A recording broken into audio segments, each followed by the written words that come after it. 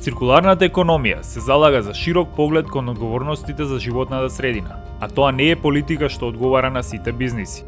Индустријата ќе мора да развие политики кои ќе го земат во предвид компромисот помеѓу економијата, ефикасното искористување на ресурсите и отпадот.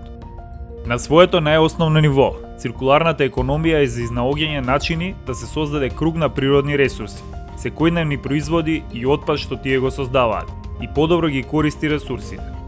Тоа вклучува искористување на голем број различни стратегии во управувањето со отпадот, за да се задржат материјалите од производите во циклус на континуирана употреба секогаш кога тоа е можно, при тоа минимизирајќи го влијанието врз животната средина. За жал, не постојат јасни мерења или методологија што им кажува на бизнисите дали има подобар или полош начин за ракување со материјалите. За циркуларната економија да биде успешна, приватниот сектор мора колективно да ги споделува своите информации и да мери некои показатели. Таков е примерот со европската индустрија за батерии. Предложените нови регулативи за батерии би можеле да ја отежнат електрификацијата на транспортот и да ја откријат комплексноста на создавање одржливи пазари.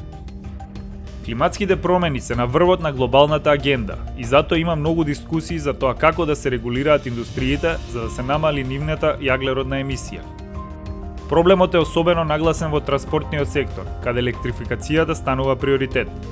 Европската Унија планира да бара сите нови автомобили продадени од 2035 година да имаат нула емисии на јаглерод, што ќе бара брз развој и на инфраструктурата за полнење возила и на производство на батерии. Во исто време, ЕУ предложи нови регулативи за технологии за батерии кои имаат за цел да ја направат индустријата поодржлива и помалку загадувачка. Моментално мнозинството на батерии за автомобили и превозни средства се литиумски, но за жал тие се штетни за околината и не можат целосно да се рециклираат. Научниците разгледуваат нови можности за производство на батерии и прва алтернатива за литиумските батерии се оние од цинк. Цинковите батерии се една од многуте кои се сметаат за солидна алтернатива на литиумските батерии, поради неколку причини. Прво, а можеби и најважно, батериите базирани на цинк се досега единствената нелитиумска технологија што може да се произведе со користење на традиционални методи на производство на литиум-иони.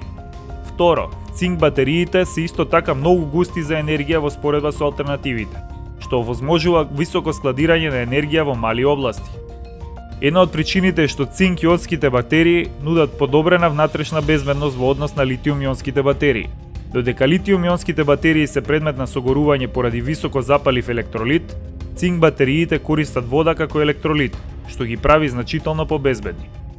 Друга причина е тоа што цинкот како суровина е позастапен од литиумот, што значи дека батериите на база на цинк би можеле да бидат поевтини, помалку штетни за животната средина и помалку подложни на проблеми со снабдување. Но за да станат цинковите батерии број 1 на пазарот, мора да се променат производствените погоди на произведувачите на батерии, што бара многу ресурси, но и време. Проблемот со батериите за транспортни возила се класичен пример со кој се соочува циркуларната економија.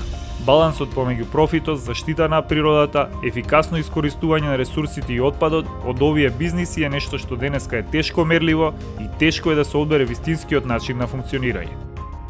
Балансот помеѓу профитот, заштита на природата, ефикасното искористување на ресурсите и отпадот од овие бизниси е нешто што денеска е тешко мерливо и тешко е да се одбере вистинскиот начин на функционирање.